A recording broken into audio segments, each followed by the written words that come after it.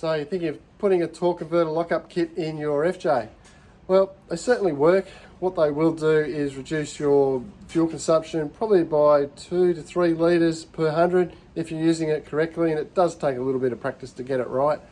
Also your trans temps, they're going to easily drop by 20 degrees.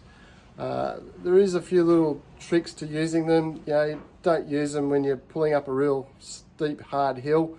You probably want your torque converter unlocked for that to allow a bit of slip, but I'll explain that a little bit later on how that works. So yeah, let's get in the car, give it a drive, and show you how she works. This is third gear up a slight incline with the torque converter just normally as you would drive, so it's not locked. When I lock it, press the button now. See how you get a slight rev drop? Put your foot down, nothing happens. So I disengage it again, revs go up. But if you watch, I'll put my foot down again. See how it rises up on the converter? Then if I press it again, it drops down. If I put my foot down, I won't get that rise. If I press the button right now, that's off, the normal torque converter. So what you're losing is slip. So you're creating what's basically called a direct drive, like a manual transmission. The end result with that is you lose torque for towing. So what you're going to have to do in that case is lower down or knock it down a gear or two, which in itself can become a little bit annoying. This is where I mounted my torque converter lockup button. It's actually a pretty good button. It matches all the standard buttons as far as the style goes. I've just mounted it obviously down near the A-track and rear diff lock. So when the button's engaged, lights up green like that.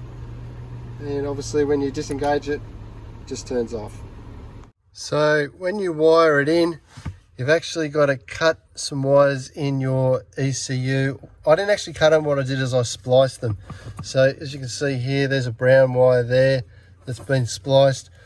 You've got to do a number of different plugs. It's all in the instructions. The instructions, look, they're not great. One thing it does say is to connect up this purple wire, right? As you can see, mine's not connected. Reason being is I don't have the torque converter valve body upgrade. So what happens if that's connected, your auto will thump into reverse.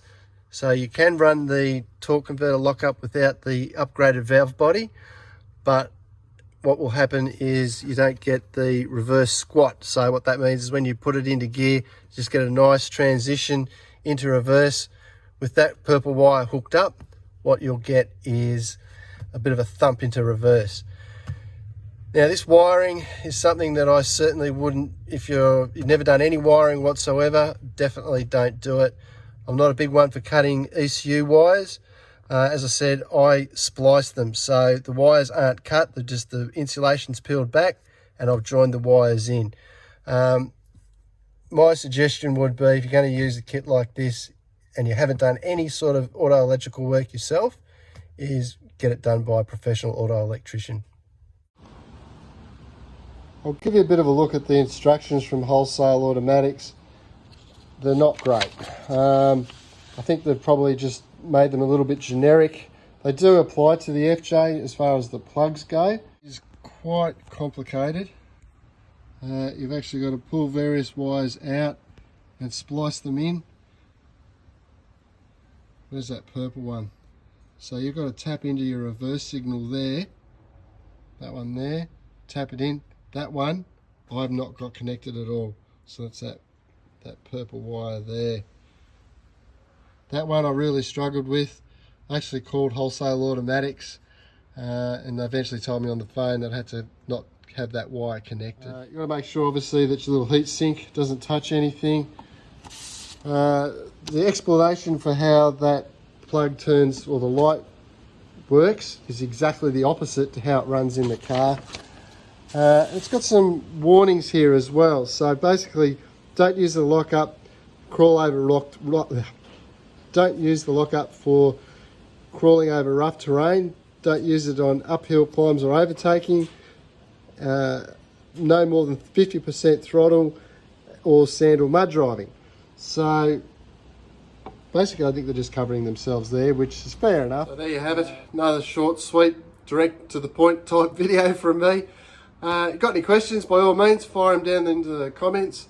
I'd really like to thank the 50 or so subscribers that I've had over the last couple of weeks. Really means a lot to me. Very encouraging. Still trying to get to that 1,000 subscribers. So, you know, if we can get there, that'd be really great, and appreciate it. So thanks again, guys, and we'll catch you on the next one. Cheers.